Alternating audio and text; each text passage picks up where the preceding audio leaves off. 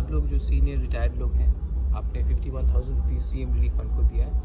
मैं first of all आपको thank you बोलना चाहता हूँ। कोई भी डोनेशन हो चेक से होना चाहिए, कैश पे नहीं होना चाहिए, और आपने चेक से दिया है। दूसरा बात है कि जो सीनियर्स हैं, मैं आपको भी अनुरोध करना चाहता हूँ कि हमारे सोसाइटी में आज के दिन अगर हमें दिल्ली से कुछ मिलना है, अगर हमको गवर्नमेंट ऑफ इंडिया से कुछ मिलना है, तो हमें अपना अंदर का भी प्रॉब्लम को सॉल्व करना चाहिए। आप लोग ने ज़िंदगी देखा है, आप लोग जानते हैं, आप लोग कंट्रीब्यूट करना चाहते हैं हमारा तोहफा के लिए, तो प्लीज़ यूथ को सिखाइए ड्रग्स, करप्शन, गुंडागर्दी से कुछ नहीं मिलने वाला।